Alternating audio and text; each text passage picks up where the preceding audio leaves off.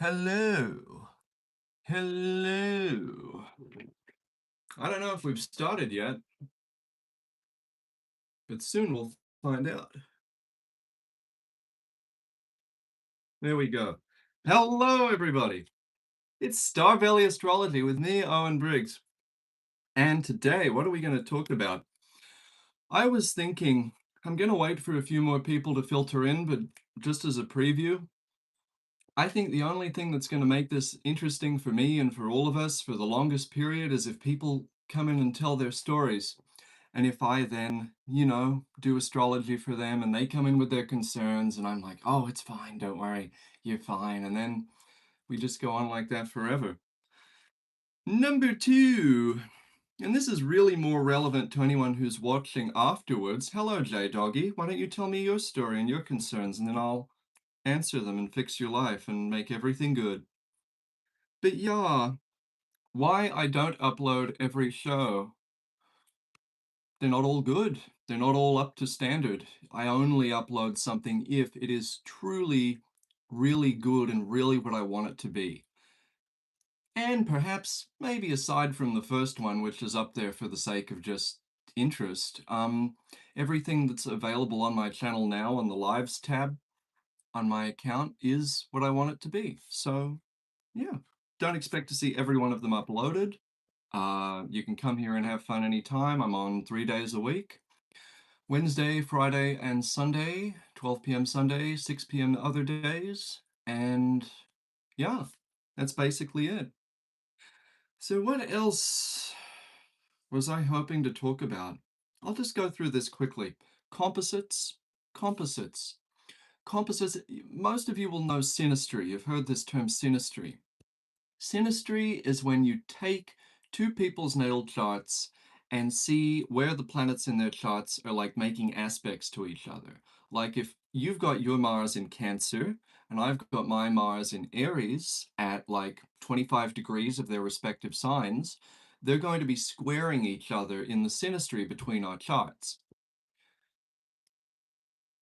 This is the conventional perspective. This is the conventional approach. And then if we have Mars square Mars, the assumption is, oh, we'd be getting into more conflicts, blah, blah, blah, blah, blah.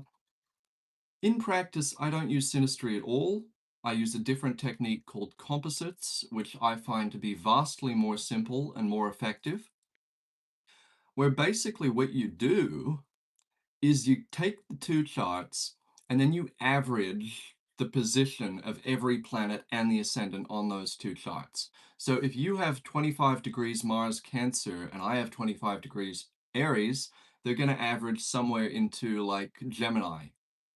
They're going to be in Mars Gemini in the composite. And so what is that going to say about how we relate to one another?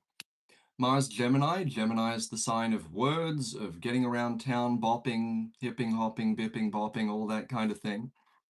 And Mars is your energy center, your activity center. Where's the energy coming through?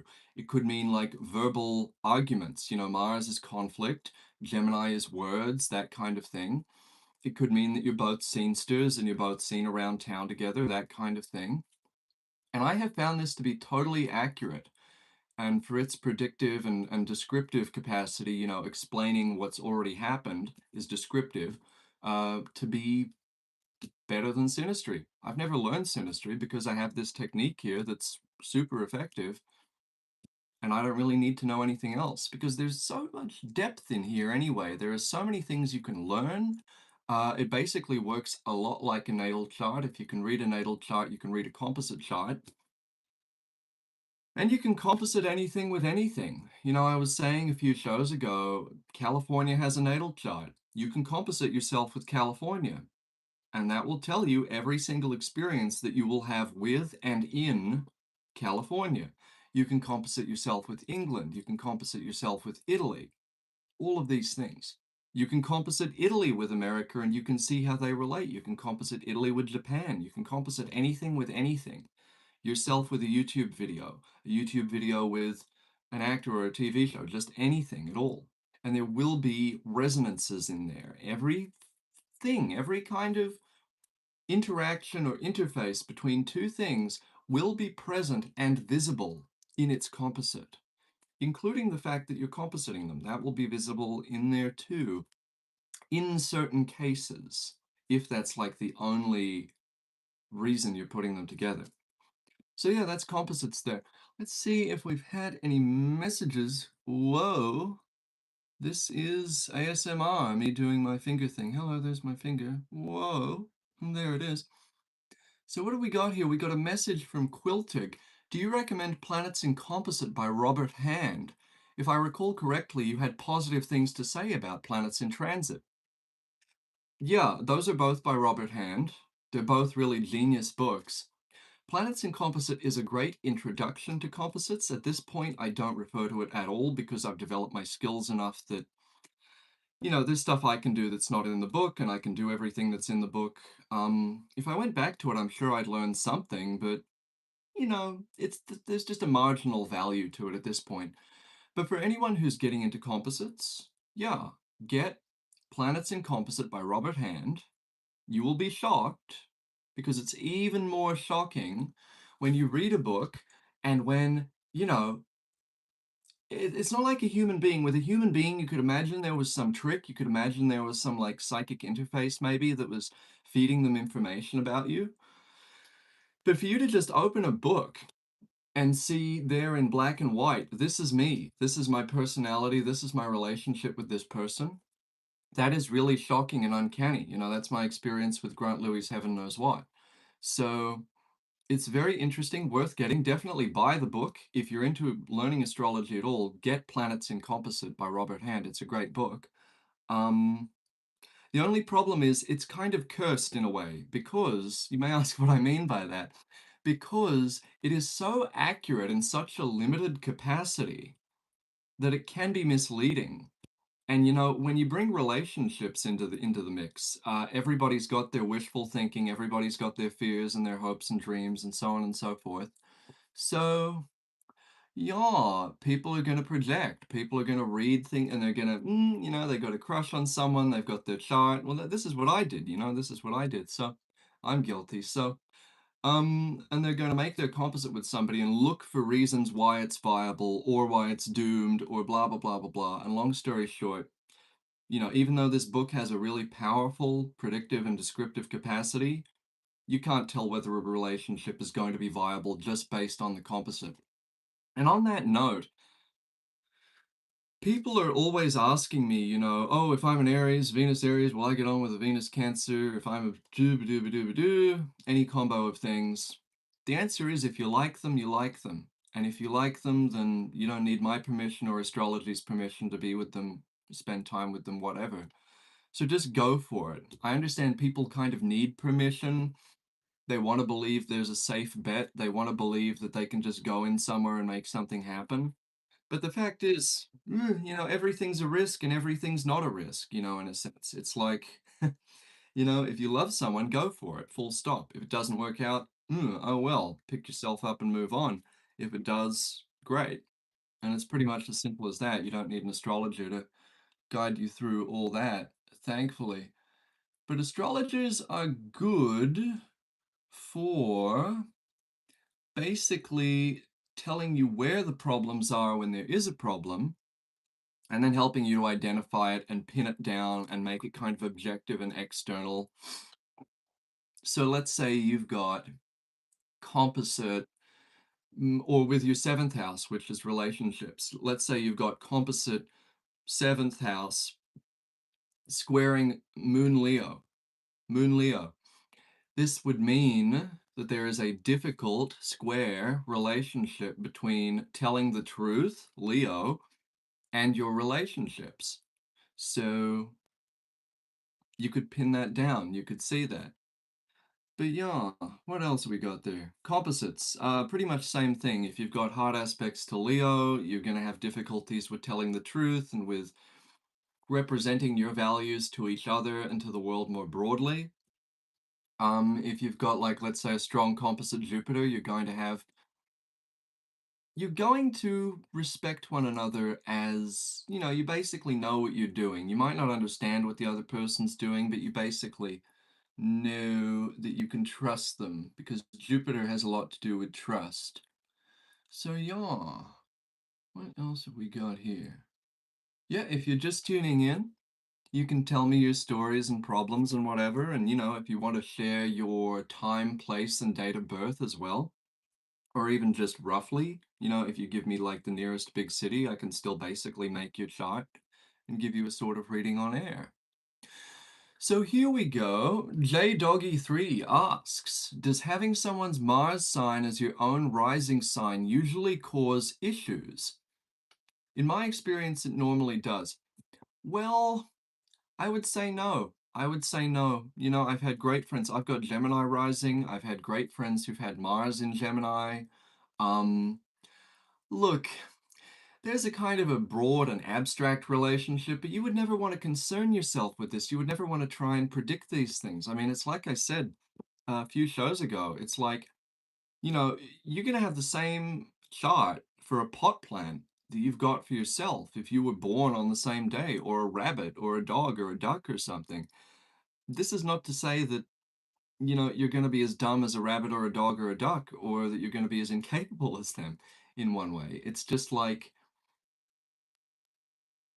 it describes what is there, good or bad. Mercury Pisces, difficult place for Mercury. And yeah, anyone who has Mercury Pisces natally is going to have problems communicating, blah, blah, blah, blah, blah. But you can have really genius Mercury Pisces. Pisces is a Jovian sign. It's genius, it's alien, it's weird, it's wonderful, it's wacky, whatever. You can have somebody with Mercury Pisces like James Joyce, the author, who was reputed a genius. Holderlin, the poet. You're not going to know any of these people maybe, but long story short, you can have really smart Mercury Pisces whose problem is, they can't communicate because they're smarter than everyone around them. And don't assume this is yourself, that would be a mistake. Or they can't communicate because they're dumber than everyone around them in some sense. It can go both ways. They can't communicate because they're really, really shy, but also of more of an average intelligence level or something like that. There's many variations and there's many ways that the facts can fit into the astrology. And so you may then ask, well, what kind of predictive power does astrology actually have if there's so many ways you can interpret it? Well, you are always, full stop, going to have people who communicate more easily when they've got Mercury in Gemini, or when it's in the sky, everyone is going to communicate better. It's a bit like the opposite of a Mercury retrograde. And you're always going to have people who have difficulties communicating when they've got Mercury Pisces. They might be privy to all sorts of secret, top secret information or something. They might work in the military. They might have to deal with NDAs.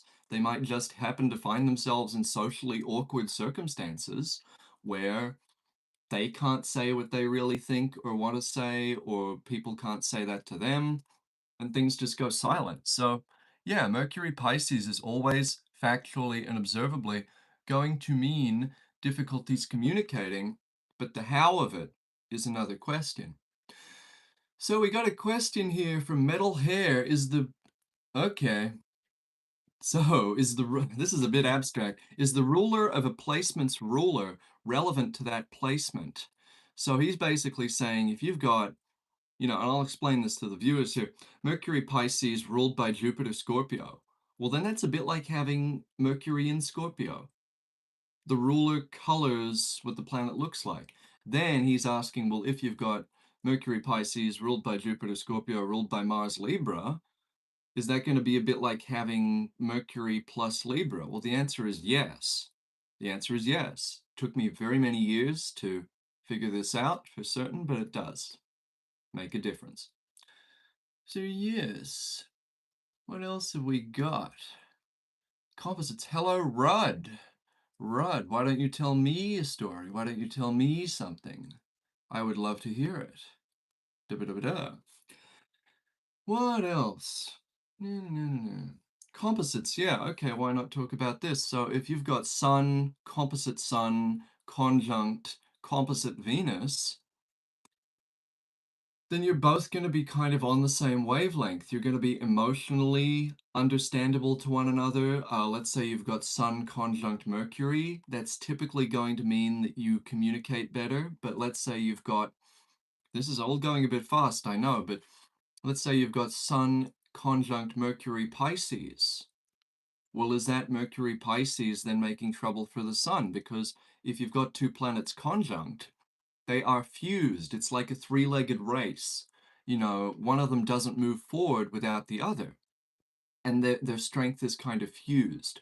So Mercury in Pisces has difficulties to your sun, difficulties involving your sun. That's going to be like a radical questioning of the purpose and the meaning of the thing, and the thing's kind of like its validity, its capacity to exist in the broadest sense. So if you've got Sun conjunct Mercury Pisces in your composite with somebody, that means that the relationship is going to have a bit of trouble existing because there's difficulties communicating, or there's things that can't be talked about, because it's like when Mercury Pisces does say those things that are difficult to communicate, sometimes it can just mean that things change. You've said something that shouldn't have been said. Things can never be the same once this truth has been disclosed. It's that kind of thing. So yeah, that's a broad look at composites there. And more broadly, let me say, in terms of the other videos that I'm thinking of making, I'm still figuring out how to make videos. It's been like under 2 weeks since I started doing this and got on air. It's been good. I'm learning something every day, but just doesn't feel like time to make those little shorts or documentaries yet. We'll see. I'll leave it at that. What else have we got here? Ba-doo, ba-doo, ba-doo. Yeah, so what else is there? Nothing in the news lately. I don't care about the news. Who cares about the news? Let's move on. I guess I'll just talk more about composites.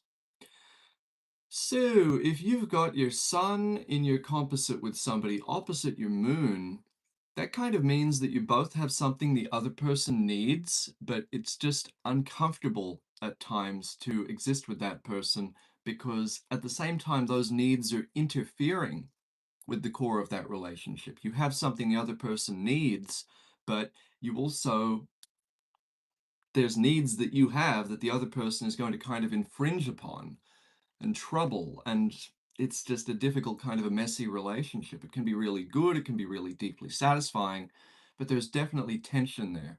So you can make very definite claims about relationships on the basis of composite charts. So alpha beta. No, I'm going to answer that one next. Okay, TIY. What if you have a planet that's enthroned? Oh, these are all very abstract questions, man. This doesn't make it interesting for me. I'll just be frank. I'll be totally frank. I don't want to answer questions about just lecture room astrology, dry, abstract astrology all the time. It's not fun for me, and I don't think it's fun for the viewers. With respect, I mean, I just don't think this is the medium for it. What I'm really here for is to hear people's stories and to hear what people are having trouble with and just get into brass tacks. Because here's the thing, the details are way more interesting for me too. Like, I know this stuff. I can answer all your questions about how to do astrology, but there's just stuff that's hard to convey over video that is kind of like load bearing or fundamental to how to really do serious astrology, but it's just so dry. It's just so dry. Like, I'm not going to tell you, oh, you have to only count squares when they're within 5 degrees. That's not fun for people to listen to. That's not fun for me to do. So, God knows. I mean, I might write that stuff up somewhere at some point. Um, but it's just not fun for me to do on here. So I really want to hear your stories. I want to hear your stories. I want to know what's going on in your lives. I want to help you with your problems. That makes me feel really happy, as opposed to just like belting out this astrology 101, 201, 301, whatever.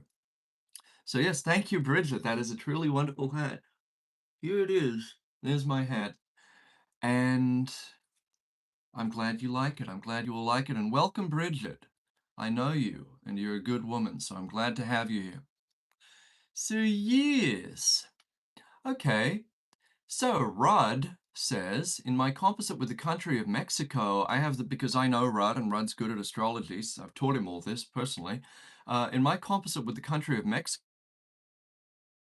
I have the moon and Jupiter conjoining each other in Cancer. Cancer, if you don't know, is the sign of animals.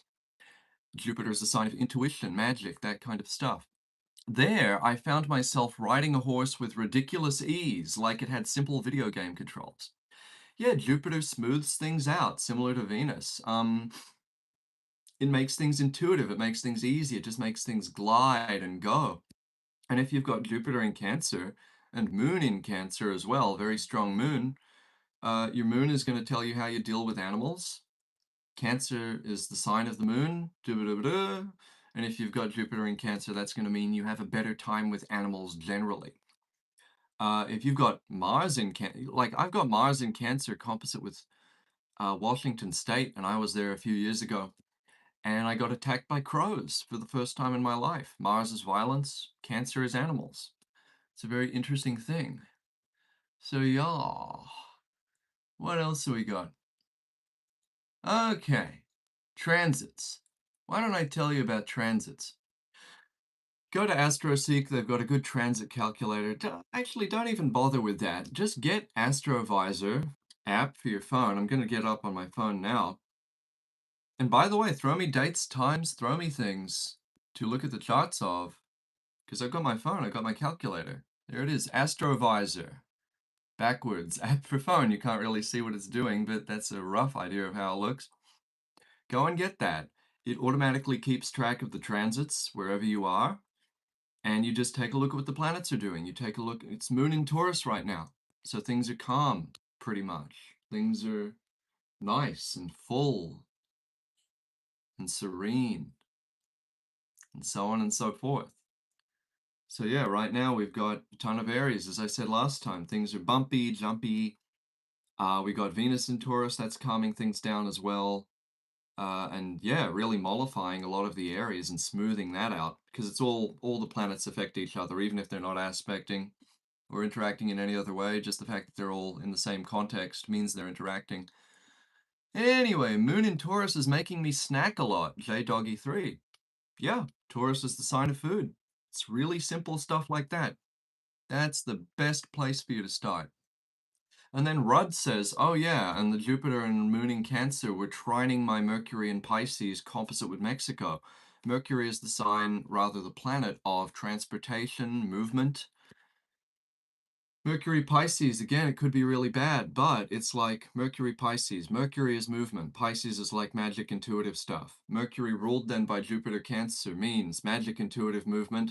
Mercury Pisces to do with animals. Cancer, Jupiter Cancer.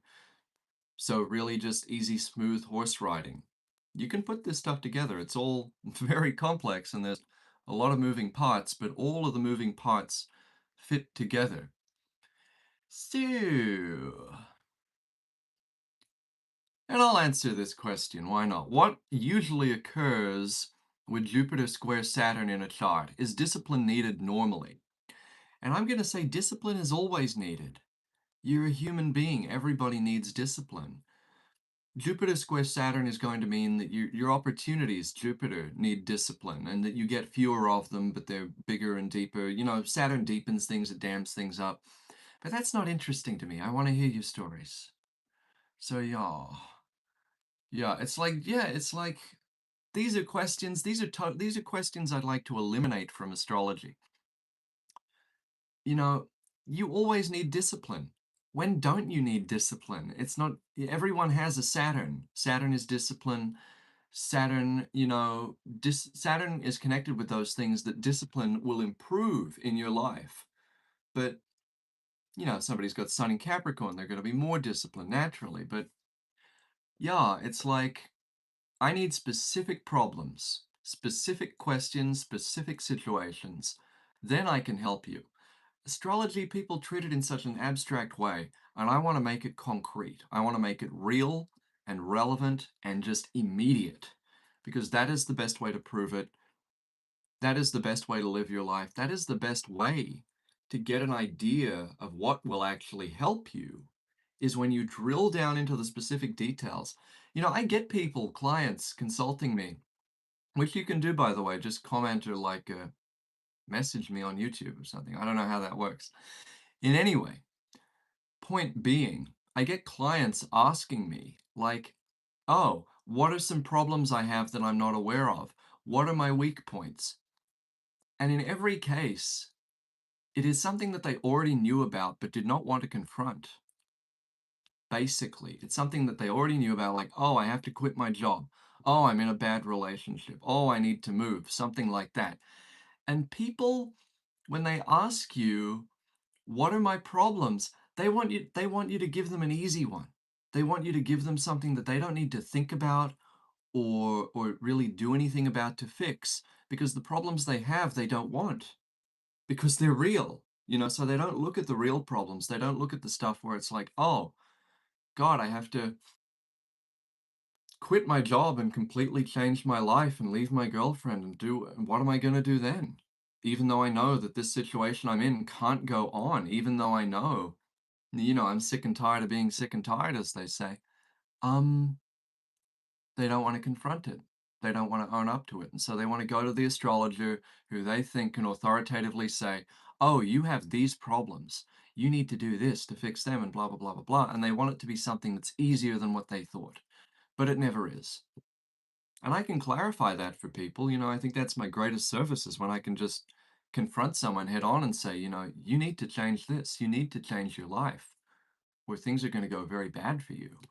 And you already know it. Here's the thing, you already know it. But now, with me, you know that you know it. And so you have fewer excuses to avoid fixing it. And so overall, it's going to be good for you. This is what I like to do for people. So yeah, this is what I would like to do for my viewers here. And I think it will take some time to kind of train people into that and to make them aware that that's what this stream is and should be about. But I think that when it finally happens, we're going to have something really special. And a lot of good work will be done, because that is what I ultimately want to do. That is ultimately why I come on here, because,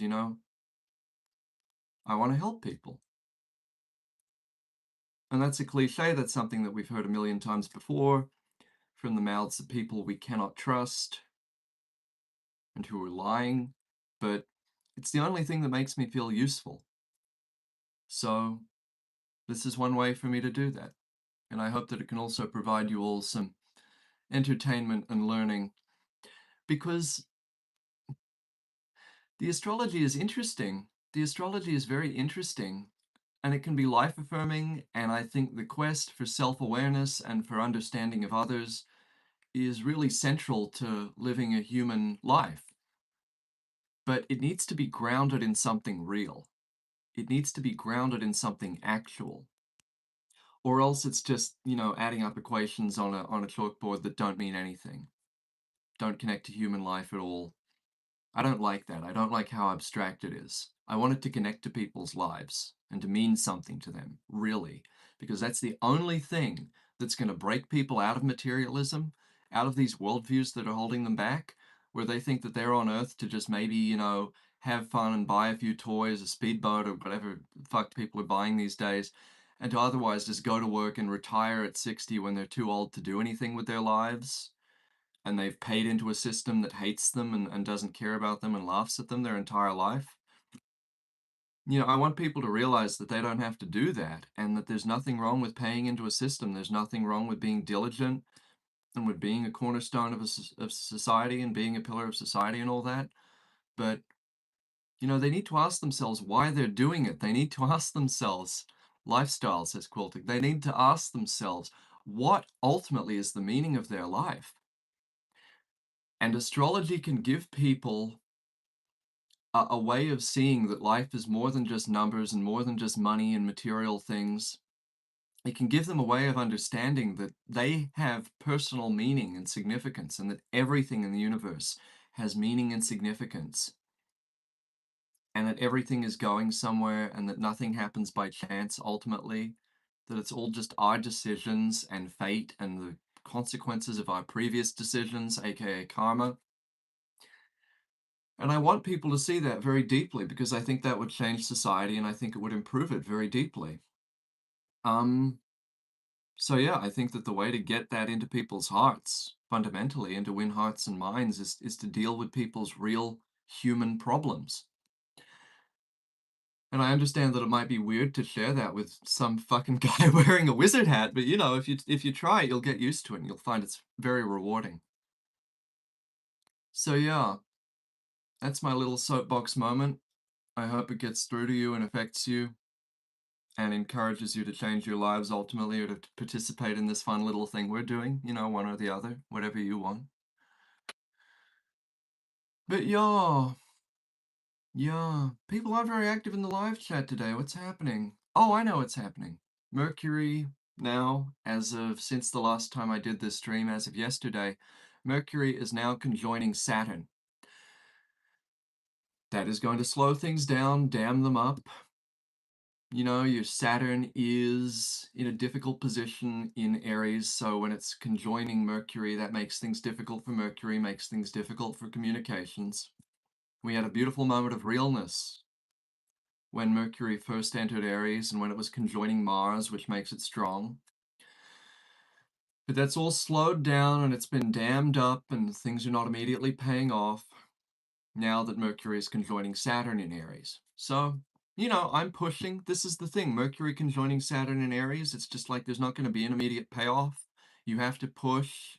You have to lay all your cards on the table. You have to just put yourself out there, whether or not anyone's approving of it. That's what Aries is about. That's what I'm doing now. And I think it will pay dividends for all of us. I think it will be very, very good. But yeah, still, it would make it a hell of a lot easier for me if you guys were contributing. Anyway, do what you want. It's your stream. And I will be here entertaining you to the best of my ability, regardless of what happens. So yeah, I think I might actually end things there. I think I've had my little soapbox moment, and I don't want to extend things needlessly. So have a good time. I'll be here on Sunday, 12 p.m. California time. Be here with your stories. I'll see you.